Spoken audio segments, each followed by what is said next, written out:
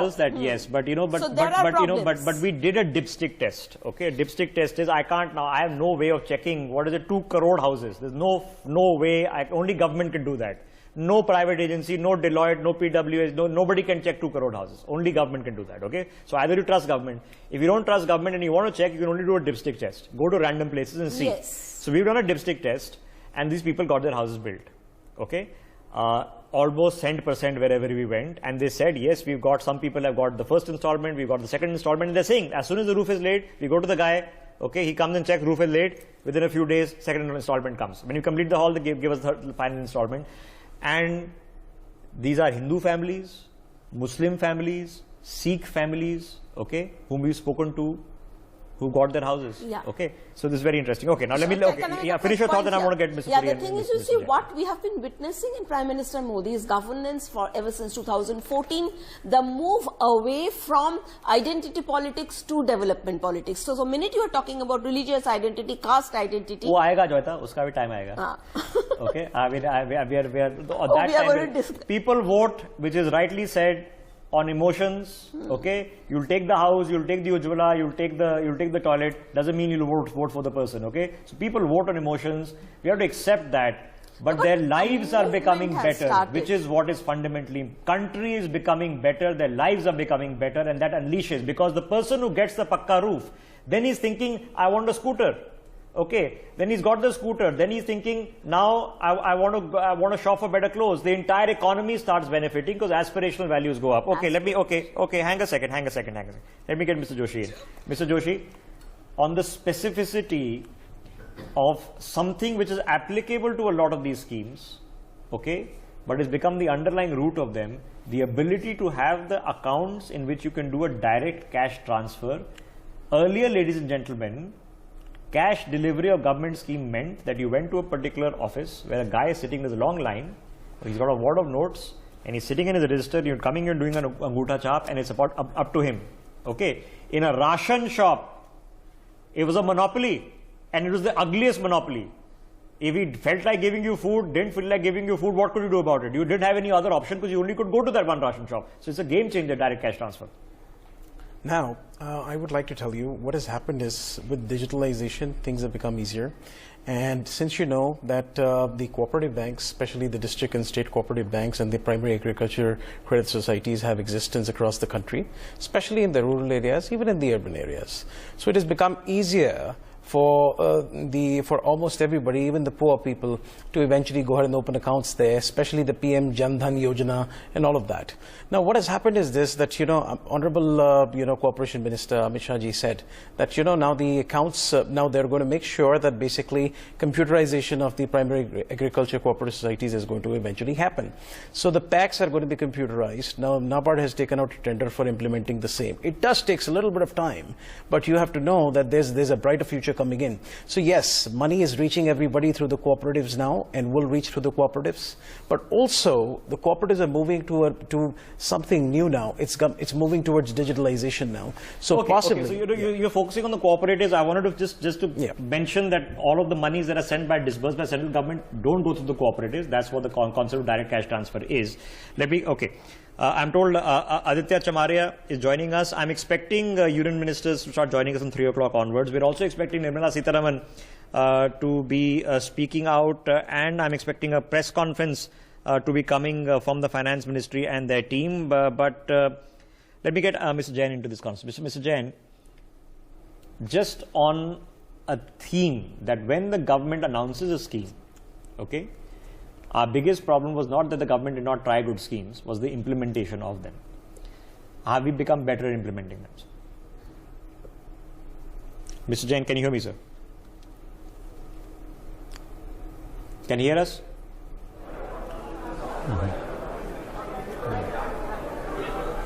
Mr. Jain, can you hear me? Okay, I'm assuming he can't. I'm going to come back to them. Joyita, has the government of India become better at announcing these, at implementing these schemes? Yes, definitely. And that this is something visible.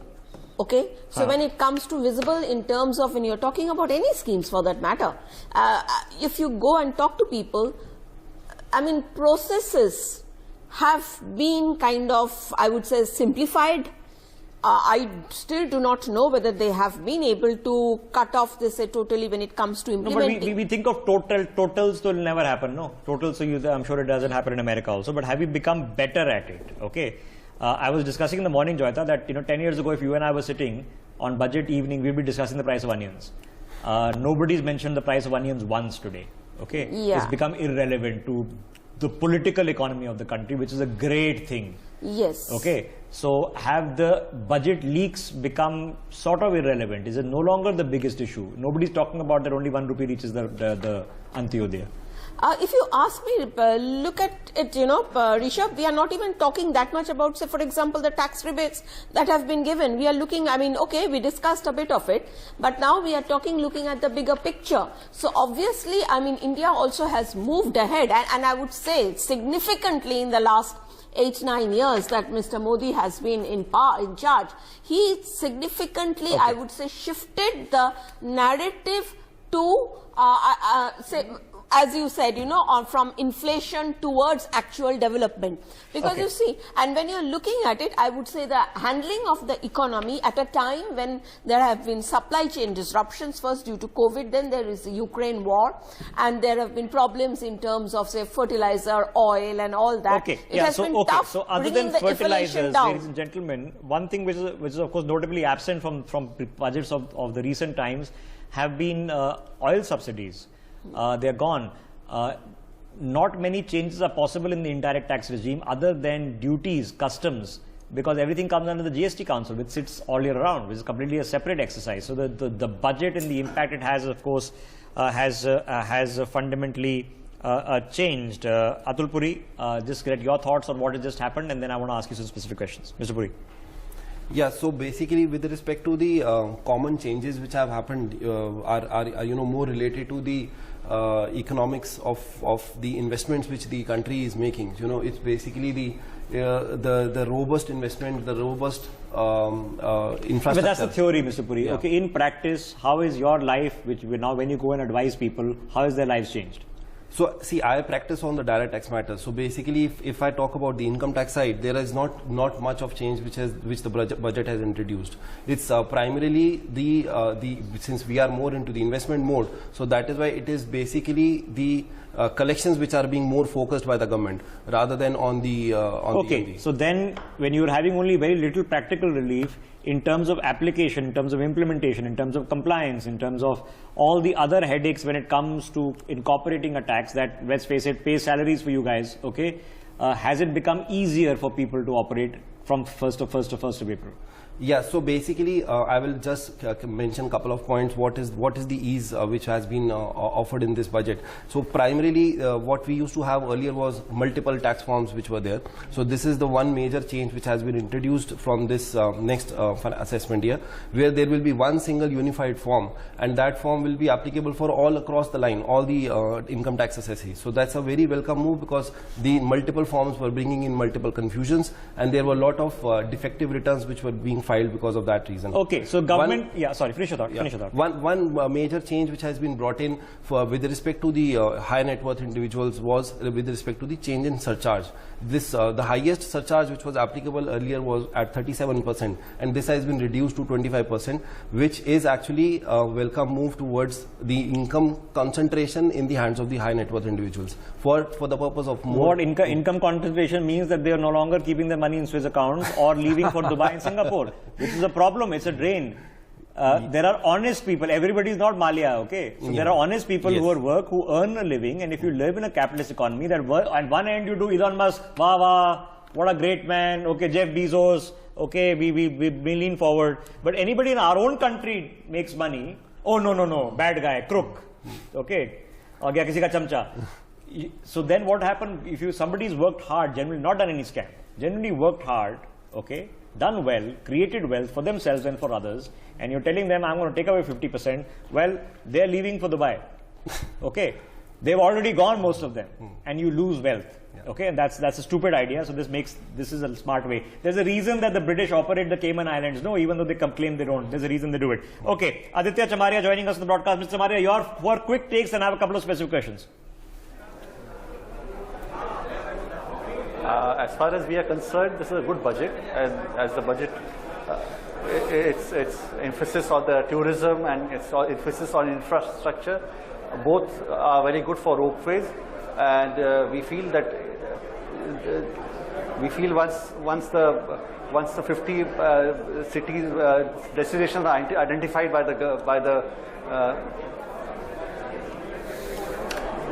the minister, and once government identified that they will play a very important role in physical connectivity, and the ropeway also will play a very important role in decongesting the cities. Yeah, I'm assuming you're listening to an echo of your own voice in your ears, sir. I apologize for that. My PCR crew will show some competency and very rapidly assist you with that situation. But we can hear you just fine, so please carry on, sir. So I feel it's, can I do it again? So this is live, sir. There's nothing to repeat. We are going live on TV, sir. Carry on. Okay. So there's a lot of scope for decongesting the cities in India. So where the ropeway will really play a very important role. So the infrastructure push given by the government will go a wrong way Okay. What Mr. Chamaria there is alluding to, and let me just touch upon this fact. Okay. Promotion of tourism in this country, both domestic and international. The problem is we hate ourselves so much. Okay. So I promise you, there are a bunch of people here who will go to London and Venice and Paris for their holidays, and they'll happily spend whatever 20,000-30,000 rupees a night for a hotel room. Okay. But when a Ganga ferry starts off that charges the same amount, we'll say, oh my God, what is this loot mar that is going on? Okay, that money, imagine if a foreigner comes to India, that's $300 a night they're spending. It's not crazy money, $300 a night for them. Okay, all that money goes to us. Okay, so will there be luxury tour and travel? Yeah, otherwise, then everybody should travel chair car. That doesn't happen. No. So come on, the complete nonsense going on. Joyita, identifying areas of tourist potential and interest through a competition model. Okay, that means cities and towns who actually want to be identified. Okay, and then they will get funds and other recruitments for promotion. These are, there are thematic approaches to things which are going on over here. Yes, exactly. Rishabh, if I can put it in the context of what is going on in G20 for that matter. If you see, they have scheduled up, I think, around over 200 meetings which are going on. And where are they holding these meetings? These meetings are not being held in, for example, just in New Delhi and Mumbai. They are spreading out all over the country, right up to the northeast, in Kashmir, in Bengal, in Gujarat, and the so-called less developed states as well. I think, you see, to showcase the tourism potential of what India has. And this is what we see when it comes to this is a reflection of that, They are bringing in that same principle, the same thematic approach in terms of explore India, find out places of, new areas. Say, for example, how much attention is given to places like, say, in Hampi in Karnataka. Yeah. Okay, when you look at the foreign tourists, they are only looking at maybe Taj Mahal and the New Delhi circuit and that Jaipur triangle. I had an British friend. Mother, father came, and the father is on the board of Deutsche Bank. Okay. So they said, you traveled in Delhi, I live in Delhi, in case your parents want to go, let me know. So they went to the 5-star hotel, the shopping was inside the 5-star hotel, back to the airport, Taj, back to the airport, back to London. Okay. So the thing is that you don't know anything else, and if you do, there are people who want to spend the money, and it's a major economic boost to this. Okay, Joyita, just on another thought, when it comes to themology, okay, so the finance minister has said that she's identified 7 themologies for this budget. Okay, right. What are yours? What are you seeing that's coming? I've given you mine. What are yours? What I am seeing is, you see, the main areas, while of course she's talked about inclusive development, reaching the last minute, investment in infrastructure, this thing. The whole idea is, there are 2 ways of looking at it, what you call antodvaya, in terms of, I don't want to use the word dole, because in a country like India, we cannot call it dole. I would rather call it welfare economics. What we are seeing is kind of developing benefits right down to the level of the ground for the first time in our country. Subsidies is dole. Yes. Okay. Let's not confuse ourselves. Okay. even giving away the free food would qualify as a form of a dole. Okay? That is Not continuing, by the way, not 1 these year. other schemes. 2 lakh crores has been put aside for that. We'll come back to that in just a bit. Finish your thought. So the thing is, you see, so I think one of the main concerns that many economists had pre-budget was that is it going to be an election-oriented budget, or are they going to So is this populism? Have you seen, does it sound like, does it smack and smell of populism to you? A little bit in perhaps the food scheme, but at the same time, I would say, you know, where does dole end and where does welfareism begin? You know, I think it didn't smell like that to me at all. In fact, had we not just mentioned it, none of us are talking about it. That, oh my God, what a populist budget! No, it is not a populist budget at all. Yeah, it is not a populist budget, by definition, ladies and gentlemen, would dump the fiscal deficit. Okay, come out with insane subsidies and gifts for everyone. Okay, and what Narendra Modi recently called in Gujarat politics, Revdi. Revdi means free water for you, free electricity, all your loans are cancelled, okay? In fact, we'll be cancelling your loans and giving you fresh loans on all matters. None of those issues have come. I'm genuinely surprised, at least some of them should have come. The only thing which is a literal dole is as basic as feeding people. Okay? Which you can't really be critical of. You can say, okay, maybe we didn't, for the pandemic it was 100% required.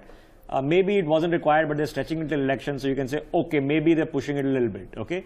But otherwise, she said, I'm meeting my fiscal revenue targets. In fact, I'm tightening my belt for next year, okay? And she's already talking about 2025. She's pretty confident that they're going to be back in a year and a half. So very interesting. Ankit, has this smacked of a populist budget to you? No, this is not at all the populist budget, but they have tried to put some portion of it which is actually due for long in terms of middle class and other things. But overall, it's a great budget. I'm repeating myself. They have touched the middle class, they have touched the lower guys, they have touched almost all the industry, the tourism industry, the pharma. Ease of doing business they have focused on. Compliances is expected to go also from a tax perspective. Also, the other compliances like PAN is a common link, unified filing schemes, e-courts, DigiLocker. So it's. But Ankit, we laugh all of these things, no? Because we want to be told that the corporate tax has been cut by 10%, okay? Because we want a massive headline. We laugh at all these things, but how, if you're doing an electronic video KYC, okay? How much that changes if you asked me to open a particular financial service, okay, and I have people who have worked in the banking sector sitting next to me, okay, and you told me here is your 14-page form, okay, which you need to sign 17 times, put your photograph and then sign across the photograph, okay.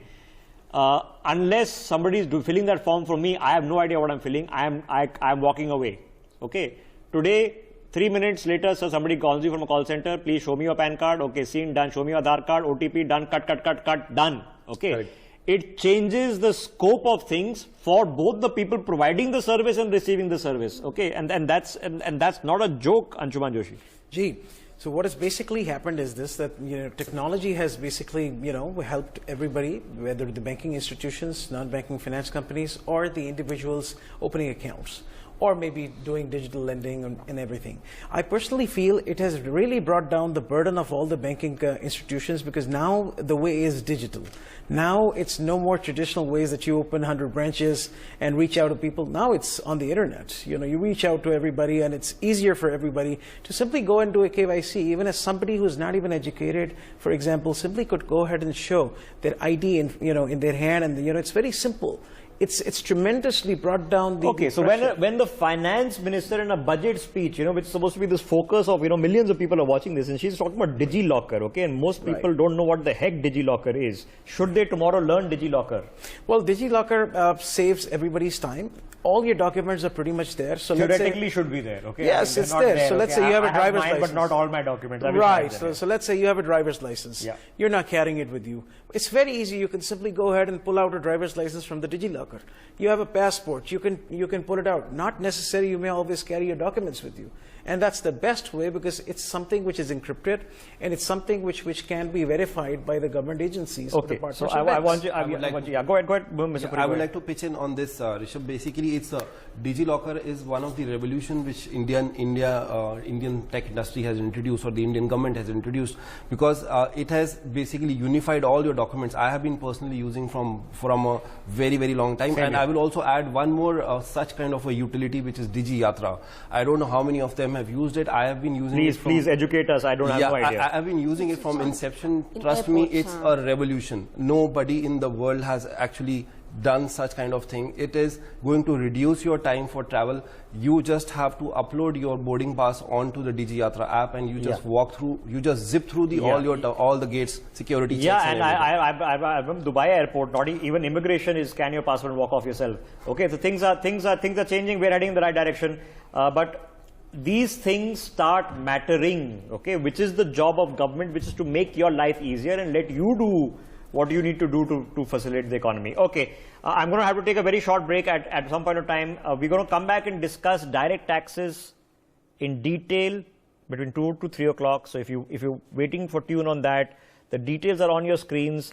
It is some savings to you. It's not going to change your life. It's going to make your life a bit easier. So it's a nod to you. Okay, the government is given a 37,000 crore rupee nod, salute, salam, and a thank you for many years of patience to the middle class, which I think was well deserved. Okay, now let us look at the cliched larger picture, which, forgive me, I'm a TV journalist, I have to do it. Okay, are we on the road, Joyita Basu, to be a $5 trillion economy? We are 3.22.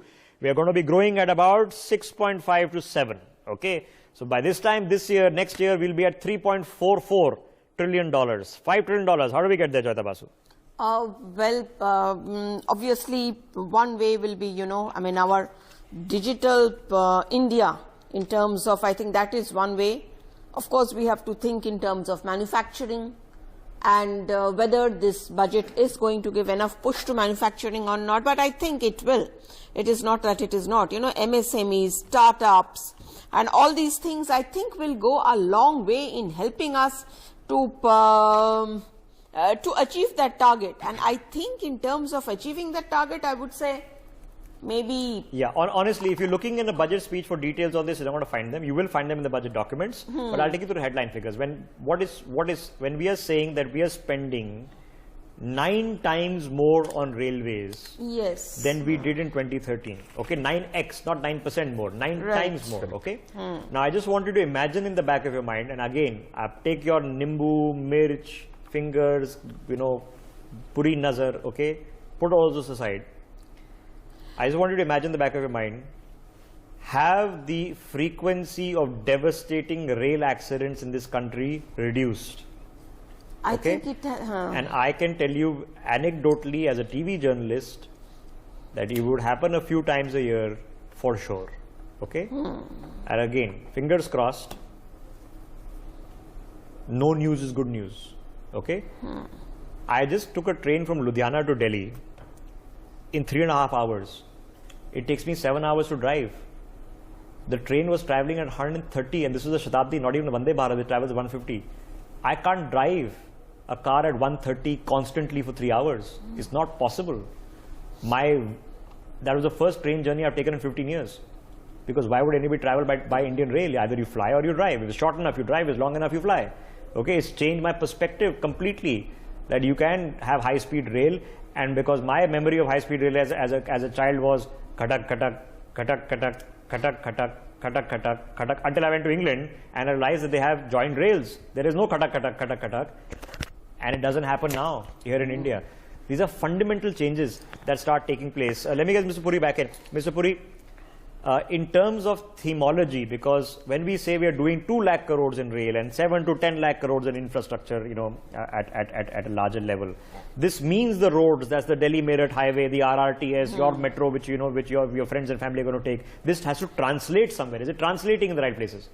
So yeah, Rishabh, see, basically the amount of infrastructure investment which the government is doing, and all credit to the Ministry of Road and Infrastructure, where they have intensive investment they have done, and they, with the timelines, I think we are already on the way to have a very robust development of the infrastructure, because that is the backbone of the entire growth of the country. If we do not have a good infrastructure, which we have been lacking for so many years, the industry is not in a position to flourish. So I think we are absolutely on the right track. Okay, that is job of coach and captain. Okay, if you are coach of the Indian cricket team, you want to make sure the boys get the best training, the best fitness equipment, that they can get the best stadiums. If you have a hot shower, if you pull a limb, you get best. This is what the job of a coach and captain should be, and government and Prime Minister just need to be coach and captain. That's their job. Okay, Vineet Agarwal, MD of the Transport Corporation of India Limited, joining us on the broadcast right at the right time. Vineet Agarwal ji, we were being told, and many of us had the apprehension, that 1 year before an election, this would be a populist budget. Has it come across to be a pragmatic one to you, sir?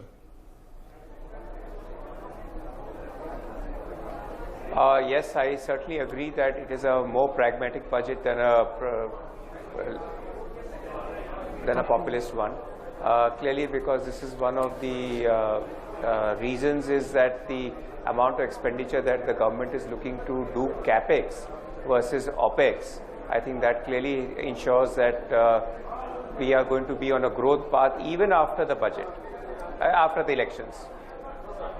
Okay. When we say on the growth part, what have you seen, sir? Because everything can't be covered in a budget speech. The devil is in the detail. You probably had a little bit of a chance, not too much, to just glance through the detail that especially affects you in transportation, in logistics. Is the sheer scale of the infrastructure boom in India, railways, roadways, ferryways, is it making life more cost efficient for you and therefore your customer and end user? Absolutely. I think, as you know, that last year the government also announced the National Logistics Policy. And one of the tenets of the National Logistics Policy is to increase multimodal transport. Multimodal transport would mean that less dependence on road, but more on other forms like rail, on sea, inland waterways, and so on. And as more and more infrastructure gets created in the country, and the outlay this year is 10 lakh crores, will certainly help the sector to reduce. But when we say infrastructure, what do we really mean, sir? It becomes very ephemeral, amorphous. Can we say, can you and I look each other in the eye and say, next time we go on a holiday from Delhi to Agra, forget the highway, we can take a boat from Delhi to Agra down the Yamuna, which we've never been able to do in our lifetimes. Are we seeing those realities come to fruition, sir? Yes. Absolutely. I think you have to also look at not from a passenger perspective, but also from a cargo perspective. Yes. Because we are moving cargo across the country, and we are seeing that things have improved substantially. So I think we have to be very optimistic to see that there are lots of changes happening, and those changes don't have to be only at the hard infrastructure level, but also the soft infrastructure. So soft infrastructure is the digitization, the documentation, all of that has also come down substantially. Okay, when we say it's come down substantially, in terms of metrics, how do you guys make a judgment call on whether your life has become easier? Is it all about economies of scale? Is it about waiting for cheaper fuel? Is it about cheaper tolls, less time spent in toll booths, less time spent from transporting from one place to the other, regardless of the mode of transport? How do you guys improve your efficiencies, which are all infrastructure related? Yes, absolutely. So we are looking at from the time the cargo originates to where it gets to, and all the time it takes in between. So we did a study in 2008 where we found that the average speed of a truck in India is about 23 kilometers per hour. This has substantially gone up. It is more than doubled. It might seem less still, but it's the overall infrastructure we have to see, overall things that are happening. So net, I think it's been very beneficial in the last, I would say, 4 or 5 years. Okay, practical things like, your these fast tag cards, okay, better highways. How much are they actually impacting your business, sir? about 7-8 years ago, we did a study with IIM Calcutta where we found out that trucks were wasting 88,000 crores just standing on the toll booths trying to pay the cash, and that itself is a huge saving today when trucks are going through using FASTags. Having e-way bill today means that you don't have to stop at checkposts around the borders. Using container transport means that you can move cargo from road to rail to sea seamlessly. So all of these things are making a big difference. Okay, well, heading in the right direction is the terminology. Ladies and gentlemen, if you were looking for some big announcement in the budget, well, unless you are very, very deeply interested in certain sectors, there isn't any other than the fact that your tax slabs have improved. And that's exactly how a prudent budget should be. Okay? It should not be about big announcements. It should be about getting the details right. Because the big announcements, I promise you, are the easy one. I will come and give everybody double GDP. Okay? Fine. But how? The devil is always in the how. Now, we've been having a conversation. I promised you we'll come back to tax slabs very, very shortly. If that's what you're interested in, we'll spend a full 1 hour dedicated to that. Let me come back to Ankit on this. Ankit, now let's move away from the infrastructure part. We've discussed R&D, we've discussed infrastructure, we've discussed the direct tax slabs. Let's look at the state of the economy for a second. Okay? Fiscal budget estimates are okay. GDP growth estimates are okay. Inflation estimates as per yesterday's economic survey are all okay. Yes. Do you see any strategic risks? Because right now we seem to be doing just fine compared to what's happening around us and the rest of the world.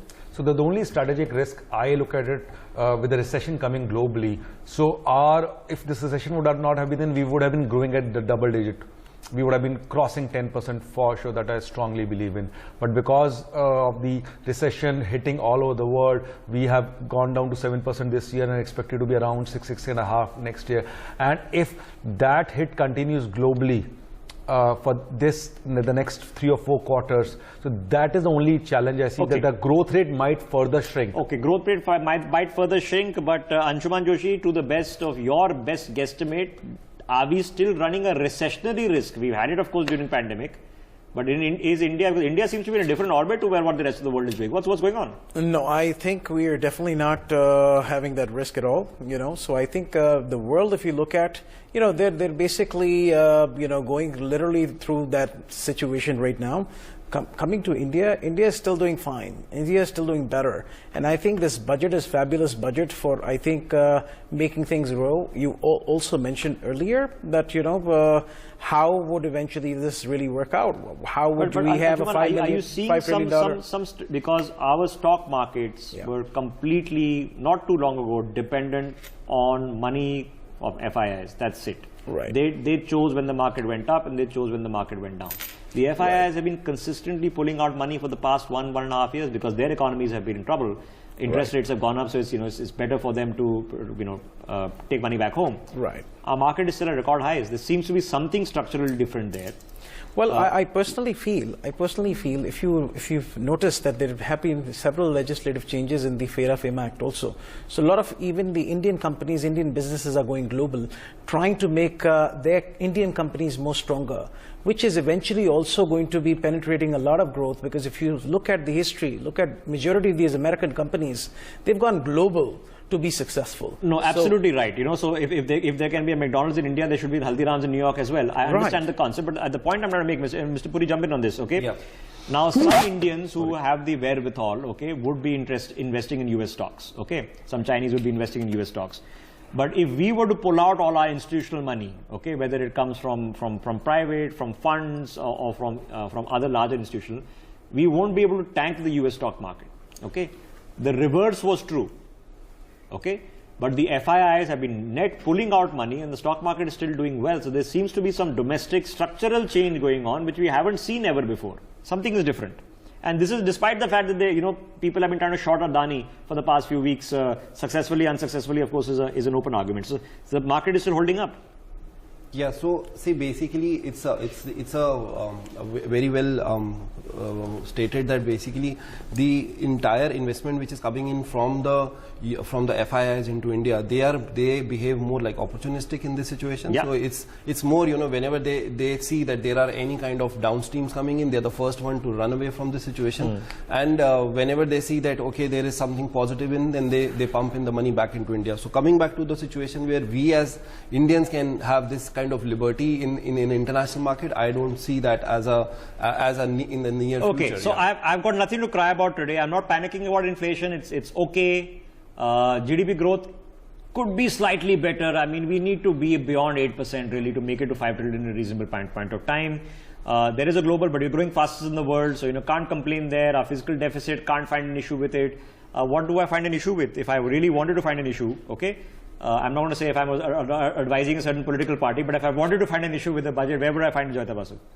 Well, I think, when you're talking about issue with the budget, I really don't think I'm trying to, I can find a major issue with the budget as such. Well, we'll have to ask Digvijay Singh to find issues. Yeah, I will forget it. I'm certain they will talk about, everything is wrong with the budget. I don't really find, it's a very prudent budget, it's a very intelligent budget, it's a very forward-looking budget, and at the same time, as we also mentioned, yes, considering the middle class has been cribbing, there is something for them. But you see, one of the reasons why we are here is because of the last few years of reforms that have come into the system. And not just, it is the GST reform, the banking sector reforms that they have been trying actively to clean up certain areas. Yes. So, as a result of which what we are witnessing, touchwood, is a much more stable economy. And you see, it is, when the finance minister is talking about realizing potential. Jata, do you remember when we did the NPA conclave? Ladies and gentlemen, can you actually believe that a television channel like ours did an investigation of non-performing assets that resulted in an annual conclave, that we had a summit on it? It was such a big deal 4 years ago, okay? And most of these assets have been written down, accounted off now, and the public sector banks in the past few months have actually started turning profits. Yes. Okay. I can't tell you what that, I can't explain to you public sector bank running profits after all the crony capitalist loans they've been giving. So, okay, Joyita, okay, stick your neck out. Populist or pragmatic? I think it's pragmatic. Okay, Ankit, populist or pragmatic? Definitely pragmatic. And as you were asking about what are the negatives of the budget, I'm sure. No, I'll come back. We're doing a rapid fire. Atul Puri, populist or pragmatic? For sure, pragmatic. Anshuman Joshi? Pragmatic. Okay, pragmatic. So 4 out of 4 people think is pragmatic. I didn't see any populism in it because I told you the root cause of definition of populism would be fiscal responsibility, FRBM, in the dustbin, fiscal deficit, nobody cares. Cut, subsidy, free electricity, free pani, free bijli, free everything. None of that has, in a sense, happened. A populist budget does not come and tell you about AI and 5G and innovation. That's not what a populist budget is going to do, because 500 million people ain't going to get money in their bank because of some AI miracle that's going to happen, no matter what ChatGPT does. Okay, so there's a reality check in this. The second themology I want to cover, and let me go back to it. Ankit, are we doing okay?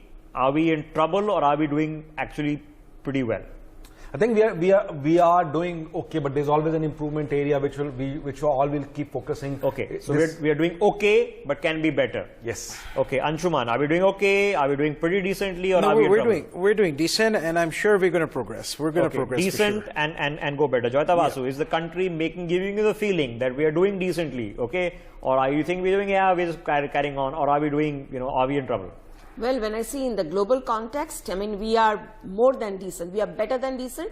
And yes, we are moving towards much better. I would say we are going towards better. Mr. Puri, okay, decent, not so well, trouble? See, I will just add one thing to it, that we should not forget the fact that we are one of the world's largest consumer population. So that is what actually adds to the strength. And if we have to breach the 7% or 6.8% GDP, then what is imperative over here is that we need to increase the consumption base. So in order to sum up whether it is decent, I think we are absolutely in the right direction. It's a very decent budget. Okay, very decent, nothing earth-shattering. Okay, it's not smacking of the reveries. Okay, So that's not a bad estimate to go away from. I promise you, what I was used to be listening is railway budget has been done away with, but it would be, we're announcing 500 new trains. Okay, and everybody going, wow, amazing, amazing. We're cancelling all your loans. Wow, amazing, amazing, amazing. None of that has happened. Okay, the devil is of course always in the detail. With that, let me bring in Chirag Baijal. He's Managing Director of Carrier, joining us on the broadcast. Mr. Baijal, appreciate your time with us. So your guesstimation. So let me take the overall picture before I ask you for the specificities. Did it sound like or smack of populism, or did it sound like a pragmatic, forward-looking budget? Well, I think it's clearly pragmatic and a realistic one at that. So realistic. Are we as a country, sir, from what you've heard yesterday, from what you yourself are experiencing in terms of your business environment, from what you've heard today, given that the global environment is a bit tricky right now, both inflation, economy, countries around us are in trouble, are we doing okay? Are we in trouble, or are we actually doing pretty decently? I think we are doing reasonably well, and if you also look at it from another perspective, let me just turn this around and tell you, it's called meet the moment, because if we are doing better versus others, it's also possibly the time for us to maybe play a little more offensive, which is what we are trying to do with capital expenditure going up. And while public expenditure was increasingly better in the last 3 to 4 years, private capital expenditure is now likely to catch up. So I would be more inclined towards saying that if supply chain led inflation can be brought under control, which is where domestic manufacturing really helps, that is only going to add much shot in the arm, much more power to us. Okay, is there more, I won't say emphatically so, but is there more ease of doing business? Because government really makes a themology that we have cut away these 30,000 compliances, we are doing away with the criminalization of all sorts of offenses, we are making it easier for people like you to function. Are you finding it easier to function, even if it's marginally right now? It's marginal, but it's in the right direction. And this has to really accelerate, because when you look at multinational companies who would like to do business in the country, they would really want more of digital-led compliance as well, which kind of is black and white. You take people out of the entire process, and it's more speed outside of just ease of doing business. So it's a mix of both. But we've got to do more on that, and more on that quicker. Okay, Mr. Baijal, when we generally sit and discuss budgets, and it comes down to big companies, a 0.25% here or a 0.5% here can matter. But then that becomes a pecuniary detail. What fundamentally over the next 2-3 years will make it better for you to do business and manufacture in this country? Do you need better logistics? Do you need better roads, better infrastructure, more reliable power, greener power? What do you need? Okay, so that's a great question, because if you were to look at it, the basics of doing business, which is land, labor, capital, this is the holy trinity for any economy and any business. If this were to look at a digital backbone around all three of them, which looks at ease of doing business, compliance being taken care of, and at the same time we don't have issues around access to electricity, water, we don't have issues around labor as much, with hopefully the new codes coming into play, and coming into play in a more efficient manner. If the private consumption continues to rise the way that it is rising, that is exactly what will lead us to a better earnings, and earnings is what gets reinvested back into the country. So we need to have that virtuous cycle where the costs come down of doing business through compliance or logistics, consumption goes up, we have more capital coming in, the personal purchasing power is going up, and that's a kind of a cycle that I'm really seeing, which must happen in the next 2 or 3 years. Okay, last question before I let you go, sir. The other part of the translation headache or quagmire is between what the government at the center hopes, aspires, wishes and wants to do versus the translation once it filters through the states, especially if the states are not politically aligned. How is that translation matrix becoming better, if at all, sir? Now, that's the biggest question, or a tricky one at that, for any government in a constitution the way that we are. Some of the ways I'm seeing that might work is if there is a extra allocation to the state governments that is being announced as support with interest-free loans, and that is tied to the state's capital expenditure. I think that's a brilliant move. If we are able to do more, let's say, on power reforms and take some of the leakages out that the states are currently suffering with, which is also where